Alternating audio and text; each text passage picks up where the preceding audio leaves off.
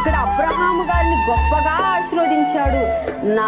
మా దేవుడు అబ్రహాము గారిని గొప్పగా ఆశీర్వదించాడని దాసుడు చెప్తున్నప్పుడు వారికి ఎంత ఇష్టము కలిగి ఆసక్తి కలిగి వస్తారు దేవుని దగ్గరికి.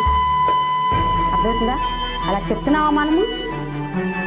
మా జీవితాలలో ఇలా తాగేవాడు మారాడు నా భర్త, ఇలా తిరిగేవాడు మారాడు నా తమ్ముడు, ఇలా నేను ఒకప్పుడు ఇలా లేని స్థితిలో ఉన్నా నేను ఈరోజు దేవుడు నన్ను ఆశీర్వదించాడు, కొంచెం నా బిడ్డలకు అంత అన్నం పెట్టుకోగలుగుతున్నాను, నా కుటుంబాన్ని ఇలా కట్టుకోగలుగుతున్నాను, దేవుడు ఇలా గొప్ప కార్యాలు చేశాడు, రాండి వెళ్దామండి దేవుని దగ్గరికి. ఏముంది అర్థమైన లోకము? కాసేపు కూర్చొని ముచ్చట్లు చెప్పుకుంటే ఏమొచ్చింది? అదే కాసేపు దేవుని వాక్యం అంటే మన కుటుంబాలు బాగుపడతాయి కదా, మన యొక్క జీవితాలు బాగుపడతాయి కదా. మన పిల్లల జీవితాలను పిలిచే వాళ్ళు ఉండారా? లేరు ప్రియమైన పిల్లలు. పిలవకపోతే పిలవపోయారు కానీ ఎత్తిపోయింది కామెంట్లు వేసుకుంటున్నారు. వాళ్ళని చూసి కొంతమంది రావట్లేదు, వాళ్ళ దగ్గరే